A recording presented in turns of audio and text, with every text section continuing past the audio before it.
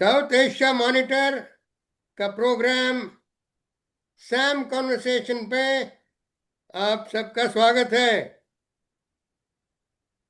हमारा विषय है एक किताब,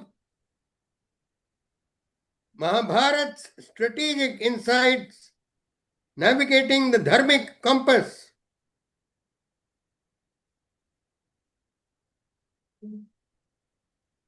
और हमें बहुत खुशी है इनके लेखक को स्वागत करते हुए कर्नल विवेक चड्ढा, रिटायर्ड, ये Manohar Parrikar institute for defence studies and analysis में सीनियर फेलो हैं।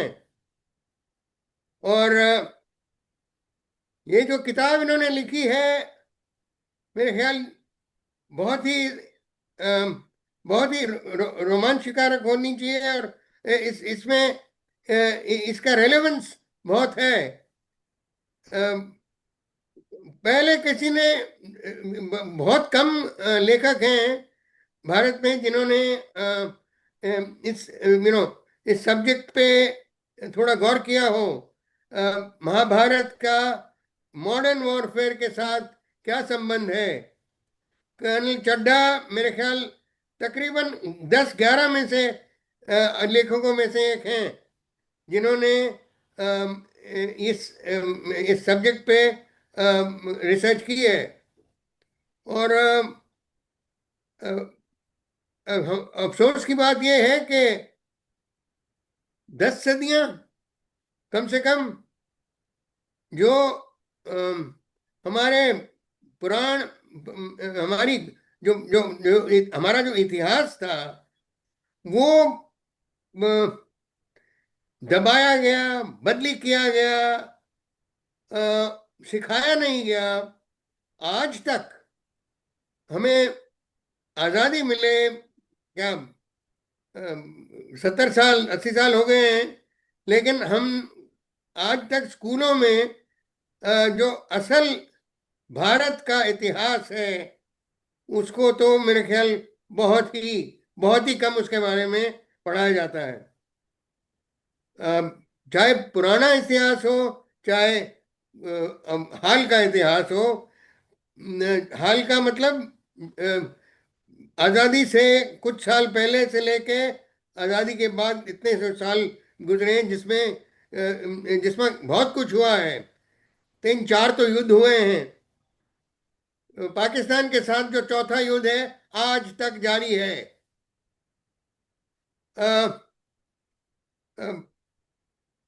कल छड्डा, आप बताइए कि पहले तो आपको कैसे ये इंस्पिरेशन मिली ये किताब लिखने को। एक बड़े बहुत ही अच्छे इंस्टीट्यूट में आप सीनियर फेलो हैं। लेकिन वहाँ भी इतना सोच विचार महाभारत पे, पुराणों पे मैं भी रहा हूँ वहाँ, तो इतना नहीं पाया गया था। बताइए। धन्यवाद मुझे प्रोग्राम पे बुलाने के लिए। आईडीएसए के अंदर एक एक्चुअली ट्रेडिशन रहा है इन सब्जेक्ट्स पे काम करने का, मगर महाभारत उन सब्जेक्ट्स में से एक नहीं रही है अनफॉर्चुनेटली। आपको मालूम ही होगा, अर्थशास्त्र पर आईडीएसए ने बहुत काम किया है। और अगर आप देखें हमारा जो पुराना काम किया हुआ है 2011-2012 से काफ़ी लोगों ने उसके ऊपर काम किया है। हाँ हाँ मगर हाँ हाँ। मगर वो जो काम था वो समहाउ एक या दो टेक्स्ट तक सीमित रह गया था। और जब हम अपने एंशिएंट विजडम की बात करते हैं, पौराणिक इतिहास की बात करते हैं, तो मेरे विचार से इसमें कई एक टेक्स्ट हैं जो कि जुड़ने चाहिए। और जब भी अर्थशास्त्र पे कोई वहाँ लेक्चर होता था, डिस्कशन होती थी, मुझे समहाउ ये लगता था कि महाभारत को एक स्ट्रेटेजिक टेक्स्ट के तौर पर क्यों नहीं देखा गया है। आपको तो मालूम है महाभारत की फॉर्मेशंस के बारे में, महाभारत के टैक्टिकल लड़ाइयों के बारे में फिर भी काम हुआ है, मगर जी हाँ। उसको एक स्ट्रेटेजिक पर्सपेक्टिव से शायद नहीं देखा गया था, जो कि मुझे लगा कि एक वॉइड है, एक गैप है। और हम्म। इसी गैप को फिल करने के लिए मैंने ये रिसर्च का प्रोजेक्ट लिया। और दूसरी चीज ये थी कि महाभारत अपने आप में एक कंप्लीट टेक्स्ट है। आप इसको एक स्पिरिचुअल दृष्टिकोण से देख सकते हैं, आप फिलोसफिकल दृष्टिकोण से देख सकते हैं, और आप स्ट्रेटेजिक दृष्टिकोण से भी देख सकते हैं। आज भी हम सब एक मजहब के कम से कम लोग श्रीमद् भगवत गीता पर हाथ रख के कसम खाते हैं जब भी हम किसी लीगल दायरे के अंदर होते हैं। और वो इसीलिए है क्योंकि वो एक बहुत ही अहम ग्रंथ माना जाता है। और या जैसा सभी को मालूम होगा कि वो महाभारत का ही एक हिस्सा है। तो एक उसकी जो फिलोसफिकल स्पिरिचुअल टीचिंग है, वो मेरे ख्याल सब उससे वाकिफ हैं। महाभारत की कथा से भी सब वाकिफ हैं, टीवी पे सीरियल्स बने हैं, अमृत कथा में उसकी कहानियां आई हैं। मगर इसका जो स्ट्रेटेजिक दृष्टिकोण था, स्ट्रेटेजिक पर्सपेक्टिव था, मुझे समहाउ लगा कि वो एक वॉइड है जो कि एक्सप्लोर किया जाना चाहिए। और इसी जिज्ञासा को लेते हुए मैंने ये प्रोजेक्ट अंडरटेक किया। और तकरीबन मुझे 4 साढ़े 4 साल लगे इसको पूरा करने के लिए। प्रोजेक्ट तो पूरा हुआ है, मगर जो खोज है वो मुझे लगता है कि I have only scratch the surface, और इसमें बहुत ऐसे पहलू हैं जिसमें गहराई में जाने की जरूरत है इसकी पूरी जो ग्रंथ है इसको समझने के लिए। शुक्रिया। मैं ये सब्जेक्ट एक बारी पहले मैंने मेजर जनरल सुधीर वम्बतकरे, इंजीनियर्स के रिटायर्ड हैं, बहुत काफ़ी विद्वान हैं, पुस्तकें लिखी हैं उन्होंने, उनके साथ ये डिस्कस किया था। और हमने देखा कि रामायण है, महाभारत है, कौटिल्य के अर्थशास्त्र हैं, बाण भट्ट का हरीश, हर्षचित्र, हर्षचरित्र है, अ, ऋग्वेद हैं, यजुर्वेद हैं, सामवेद हैं, अथर्ववेद हैं। अब इतना सब कुछ लिखा है, लेकिन खुशी की बात यह है कि आपने जो जिक्र किया कि आईडीएसए में भी 2011-12 से इस पे कुछ गौर करना शुरू है, ये बहुत अच्छी बात है। क्योंकि अब मेरे ख्याल आर्मी में भी, आर्म फोर्सेस में भी इस पर कुछ थोड़ी बहुत स्टडी शुरू की गई है। ये अच्छा है, क्योंकि अ, ये जो 10 सदियां मैं बोल रहा हूँ, पहले मुगल और उसके बाद अंग्रेजों का जो राज रहा, इतिहास की काफी रगड़ा गया। इन बड़ी सिंपल टर्म में मैं बोल रहा हूँ। दबाया गया, बदला गया, हाईजैक किया गया, क्या कुछ। तो अब जब हम अपने अपने मंदिरों को देखो, जो हमारे पुराने मंदिर हैं, they are architectural wonders, they are fantastic architectural wonders, जो कि उस जमाने में बने थे जब कोई कोई क्रेन्स नहीं थी। भारी भारी जो चीजें उठानी पड़ती थी, शायद मेरे ख्याल हाथियों का इस्तेमाल होता था। या खैर, आगे चलिए, आगे चलिए। आप आपसे तो बहुत कुछ यहाँ सीखना है। बोलिए। तो आप ठीक कह रहे हैं। इसके अंदर कई एक ऐसे पहलू मुझे नजर आए जो कि जिस प्रकार से इंडिया के स्ट्रेटेजिक कल्चर के बारे में टिप्पणी की जाती है। आप वाकिफ हैं, रैंड की स्टडी आई थी जिसके अंदर कहा गया था that India doesn't have a strategic culture. Bharat एक देश के तौर पर कभी उभर के आया ही नहीं। और कहा जाता था कि भाई कुछ समय था, बहुत लिमिटेड पीरियड था, जो कि मौर्यस के समय, गुप्तास के समय या मुगल समय में कुछ समय के लिए एक जो आज हम मैप देखते हैं इंडिया का, उसी प्रकार का कुछ समय के लिए एक सिर्फ फॉर्मुलेशन हुआ था, मगर ज्यादातर छोटे छोटे क्षेत्रों में खंडित थे। मगर आपको हैरानी होगी जानकर कि अगर आप महाभारत को देखें, उसके अंदर जो भारत के बारे में बात की गई है और उसके जो ज्योग्राफिकल लिमिट्स की बात की गई है, 2 या 3 जगह हैं अलग अलग स्थान पर, जहां पर हर इलाके के बारे में, स्टेट के बारे में, रीजन के बारे में, रिवर्स के बारे में, पहाड़ों के बारे में, माउंटेन रेंजेस के बारे में, उन सब का जिक्र किया गया है, उनके बारे में बात की गई है, भारत देश को सिंबलाइज करने के लिए। मैं आपको एग्जांपल देता हूं उसमें, जो कि मेरे विचार से सुनने वालों को इंटरेस्टिंग लगेगा। जब युधिष्ठिर इंद्रप्रस्थ में स्थापित होते हैं, तो कुछ समय बाद ये विचार आता है कि अ, अब समय आ गया है कि एक राजा से एम्परर के लेवल पर उनका एलिवेशन होना चाहिए। राजा से महाराज के तौर हाँ, पर हाँ। उनका एलिवेशन होना चाहिए। अब इसके लिए एक प्रक्रिया होती है जिसका नाम होता था राजसूया। जैसे अश्वमेध यज्ञ हुआ करते थे, उसी प्रकार से राजसूया एक यज्ञ होता था, और ये यज्ञ लास्ट में होता था जब आप सारे क्षेत्रों के अंदर जाकर वहां से या तो आप सुजरेनिटी मांगते थे या उनको आप कॉन्कर करते थे। तो जो 5 पांडव थे उसमें से युधिष्ठिर इंद्रप्रस्थ में रुकते हैं, और बाकी जो 4 भाई हैं वो चारों कार्डिनल डायरेक्शन में, उत्तर दक्षिण पूरब पश्चिम, चारों पूरे दिशाओं बच्चे। में, नॉर्थ साउथ ईस्ट वेस्ट, उसमें उनको भेजा जाता है। और जिस जिस क्षेत्र के ऊपर जाकर वो कब्जा करते हैं या उनसे सुजरेनिटी मांगते हैं, उस हर क्षेत्र का नाम लिया गया है। और इसके अंदर नॉर्थ ईस्ट के अंत के इलाके, असम और असम के आगे के इलाके का जिक्र है, साउथ के पूरे स्टेट्स का जिक्र है, सिंध तक का जिक्र है, और ऊपर अफगानिस्तान के इलाकों तक का जिक्र है। इन सब इलाकों का जिक्र किया गया है, बताया गया है कि किसने किस इलाके के ऊपर जाकर कब्जा किया। तो उस समय में भी जब ये सारे इलाकों के ऊपर कब्जा होता है, उसके बाद राजसूया का यज्ञ होता है, और जो युधिष्ठिर हैं उनको राजाधिराज का जो एक ओहदा है वो मिलता है। तो जो एक विचार था, और the larger shape of what we see India today and in fact even beyond what the borders are, ये हम्म। तब भी उनके विचार में स्थित था, अंकित था। सिर्फ अंतर यह है कि हर समय में काबिलियत नहीं थी फिजिकल कम्युनिकेशन वाइज कि वो उन इलाकों में जाकर उन पर कब्जा करके उनको रिटेन कर सके। और जैसे जैसे ये काबिलियत आई, आप देखें कि इलाका वही है, ज्योग्राफिकल लिमिट्स वही हैं जिनके ऊपर आज भी हम बात करते हैं और उस समय में भी बात की गई है। तो ये जो एक विचार है of India as a nation, Bharat के बारे में बात की जाती है, ये बहुत पुराना विचार है जो कि महाभारत में बहुत क्लियरली देखने को मिलता है।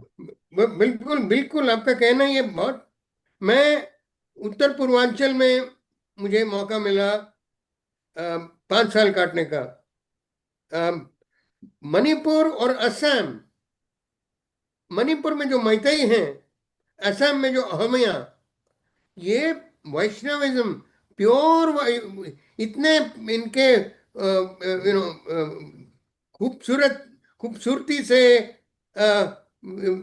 वैष्णव रिचुअल्स का पालन किया जाता है। और और एक और वो जो हमने देखा कि जब धर्म के लिए कोई भी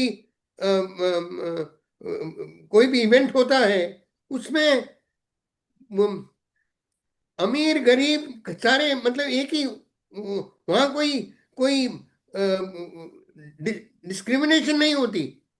एक साथ बैठते हैं, एक साथ पूजा करते हैं, एक साथ प्रसाद खाते हैं, सब मतलब एक बहुत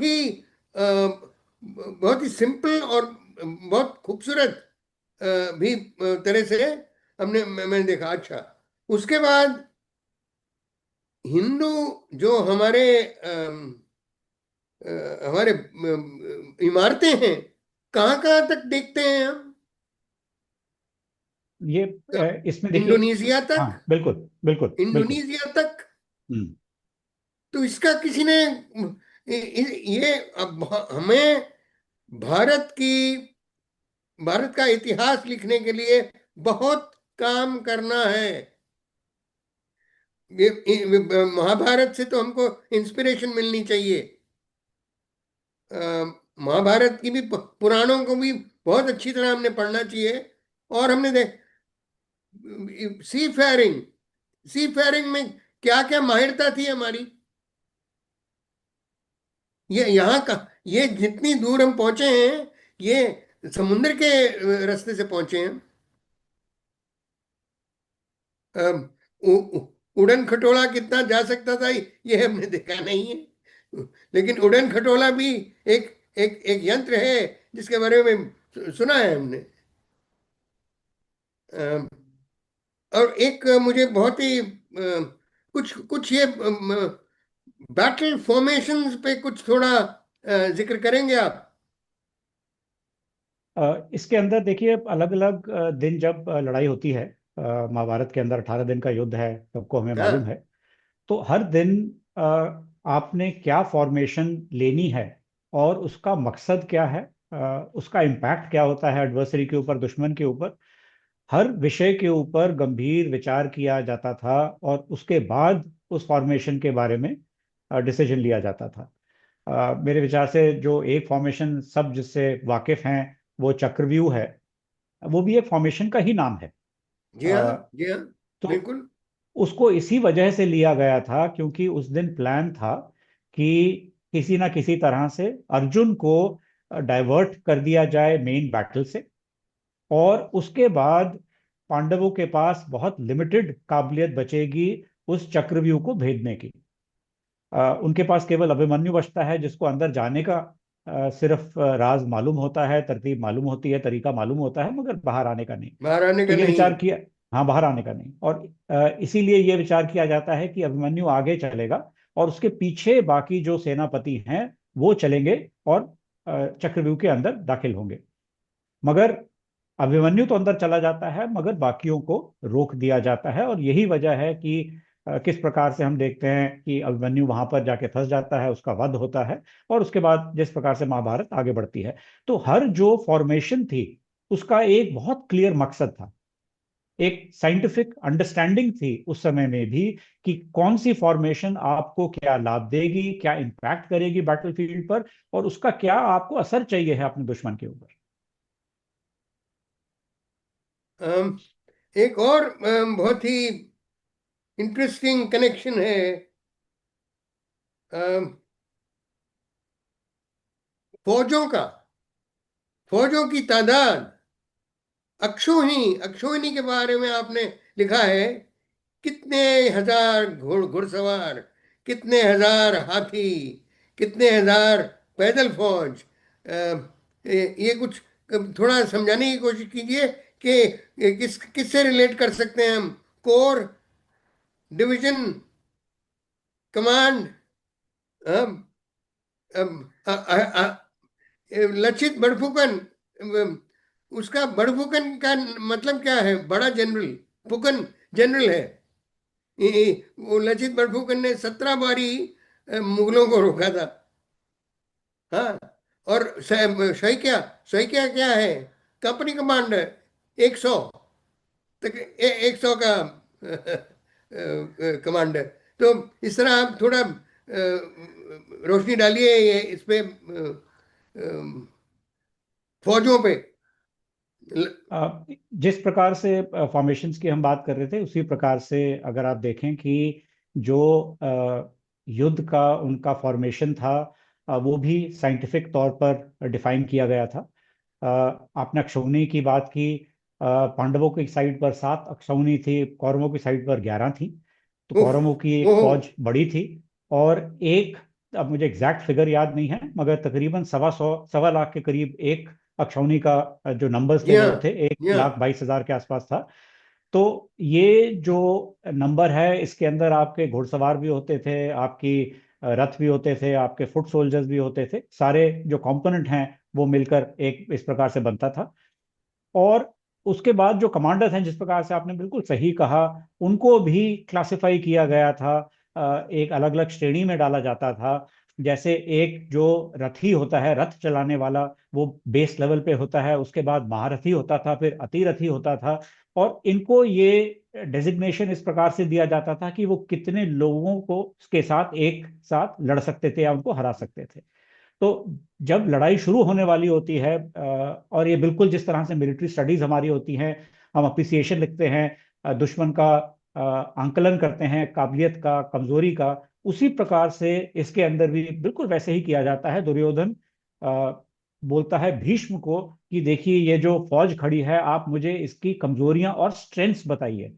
tell me the weaknesses and strengths of this army which is in front of us.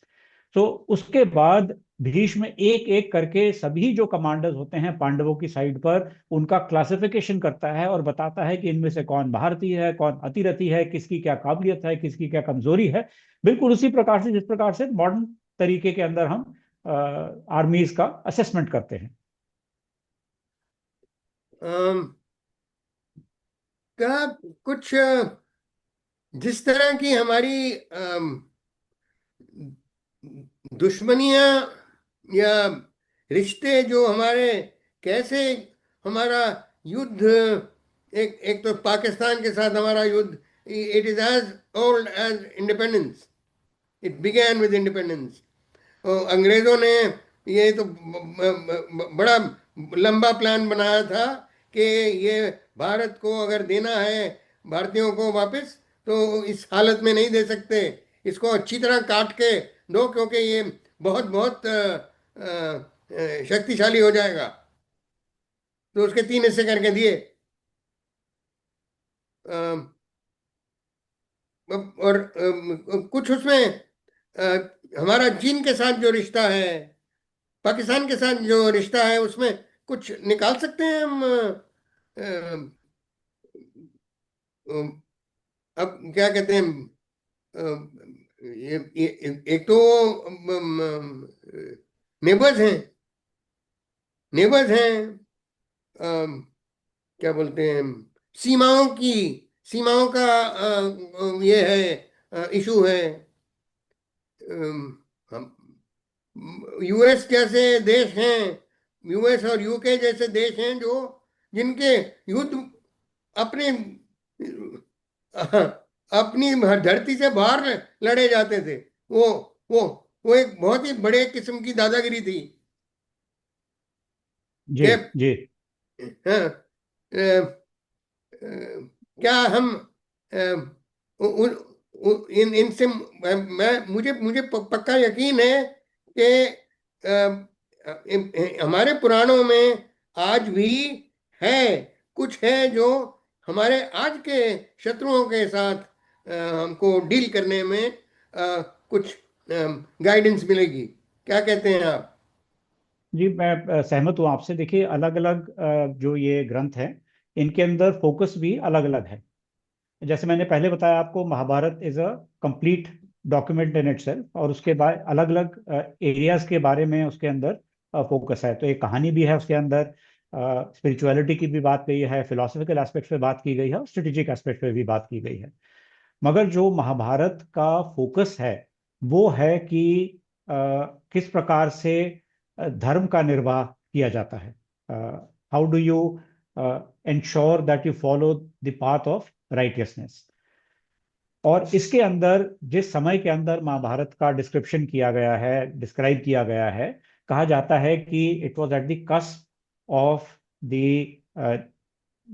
the reign of Kalyug.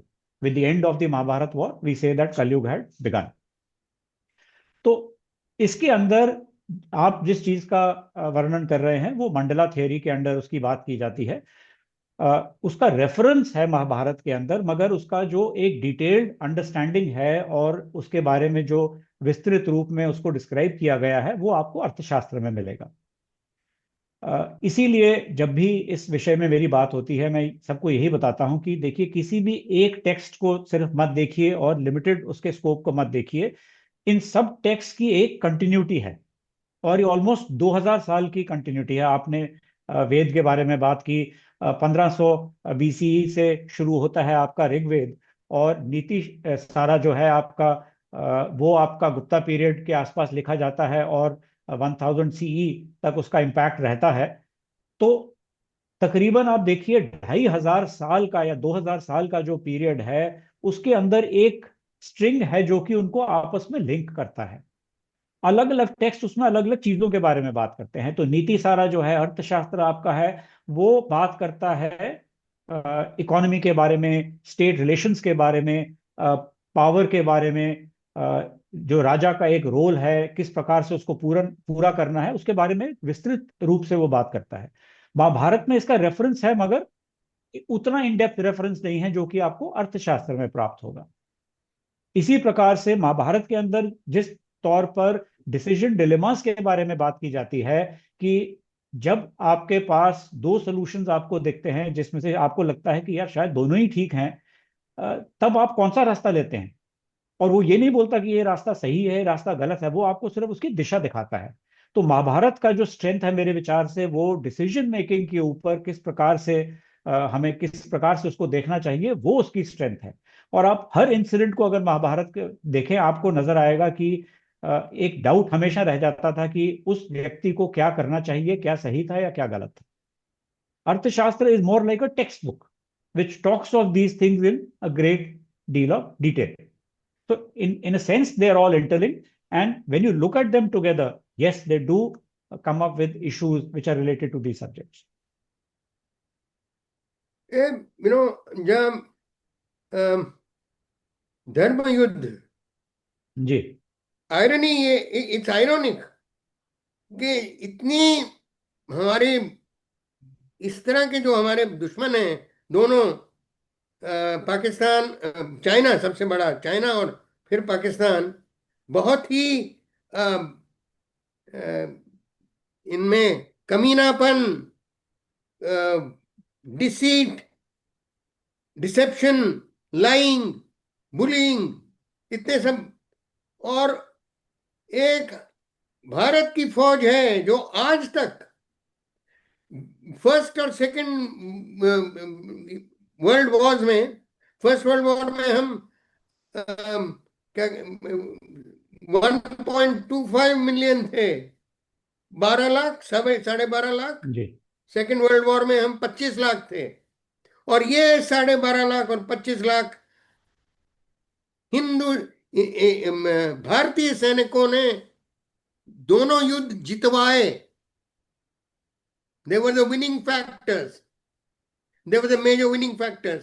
And the Indian soldiers' bravery, his professionalism was acknowledged by the friend and foe alike.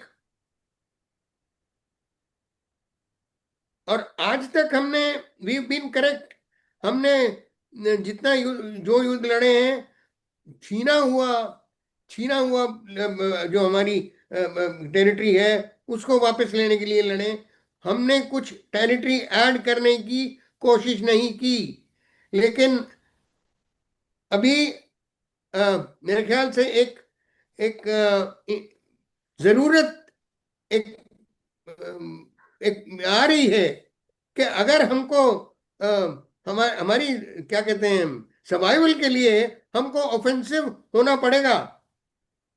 इसका इस पे इसके इसका भी कुछ ये है पुराणों में। ये बहुत इंटरेस्टिंग सब्जेक्ट आपने रेफर किया है। धर्म युद्ध के ऊपर महाभारत के अंदर बहुत मतभेद होता है, भिन्न प्रकार के विचार आते हैं।